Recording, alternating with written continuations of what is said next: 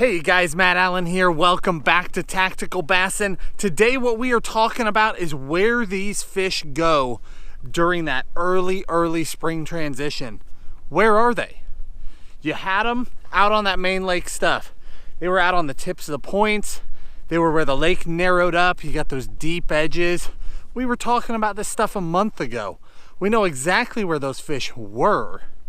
But now that you're switching over to spring, where are they going? Where did they go and where are they headed? So basically, here's how a lake is going to break down. Now remember, every lake is different. You may not have some of these structures on your lake that we're about to talk about. You need to keep that in mind. But pay attention to why the fish are moving. That will help you, because if you don't have these structures, you can figure out which structures on your lake they are moving on. So essentially, the fish were out on the very outside edges. Those deep banks, big main lake points, sheer rock walls, boulder walls. But what's happening is ultimately the fish are going to spawn. And they're going to do that up in the shallows. They're going to do it up on spawning flats. They're going to do it in the backs of coves, backs of bays. That's where those fish are headed. So we know where they were and we know where they're going. See, they started right out there and they're going to work their way into this cove, and ultimately they're going to dead end either up there or up there. That's where they're going to do the actual spawning. So what happens in between? Here we go. In this particular cove, the fish are going to head for secondary points, and they're going to do that on your lake too. Now, if you're on a perfectly round lake with no points of any kind, it'll be a little bit more difficult to pinpoint them. But on any other body of water, anywhere where you've got points and secondary points, the fish are headed for those secondary points. In this example, they're headed for this perfect point that cuts this cove completely in half. Completely in half, just splits it in two.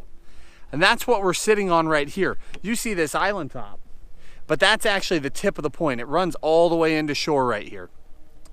That's where these fish that are coming in from the main lake are going to go. They're going to get on that secondary point and they're going to sit there.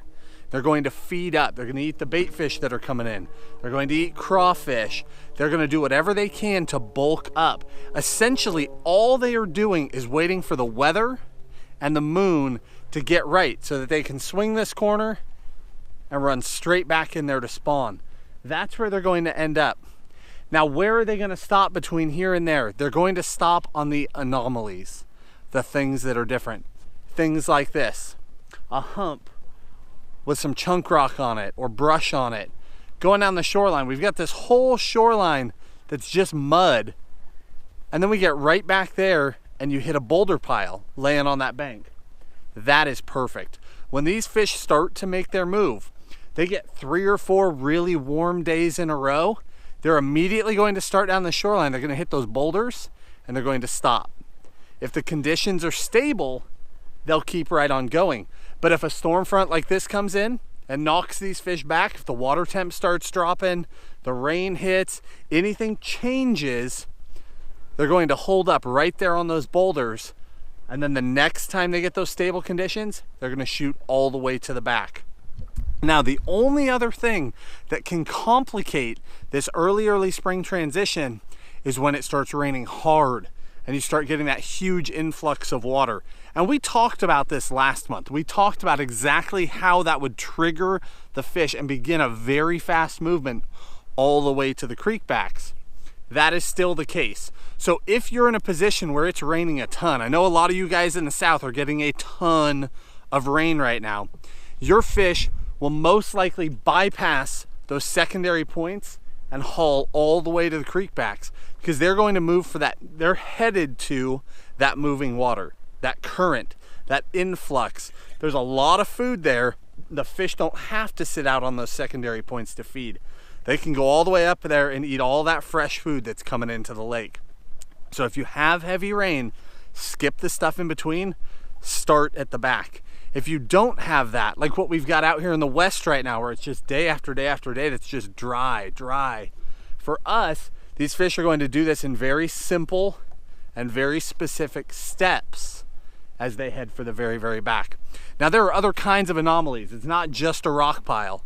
It's not just a point with a hump on the end of it. If you've got brush, lay down wood, if a creek channel runs down the center of this thing, but all of a sudden sucks over to one side and there's a deeper edge there, they will be right on that deeper edge. Again, you're looking for anomalies, things that are different. Standing timber, junk in the water, a tule bank on an otherwise mud shoreline, anything like that. So if you're on a lake that doesn't have these very defined key features like this, all you're looking for is the things that are different, the things that those fish can hold up on as they make the move to the back. And then ultimately, they're going to spend a significant amount of time back there in the back. They're going to go through the spawn back there, they're going to feed back up, and they're going to work their way back out onto these secondary and outside points, and then this is where they'll summer. But hopefully that helps you guys. For now, do it in little pieces. If they're not out there on the end, you come in here. If they're not here, you check up there, and if they're not there, you go all the way to the back. Unless it's raining, then it's a straight shot. As far as what to fish for these fish, we've already covered that with you. I mean, you can see on my deck, that's a bunch of the baits that we've been talking about lately. There's no secrets. We're throwing glide baits, we're throwing reaction, throwing that A-rig, throwing the crank, throwing the jerk bait, covering water, trying to figure out which one of these spots those fish are set up on. Then if we need to, we can slow down and finesse and catch a bunch of them. If you get on one of these spots and you get a quick one or a quick two on reaction, you can slow down to that finesse and just load the boat up and then try and replicate that pattern across the lake. Hope that helps you guys. Hit that like button, subscribe to the channel. We'll talk to you soon.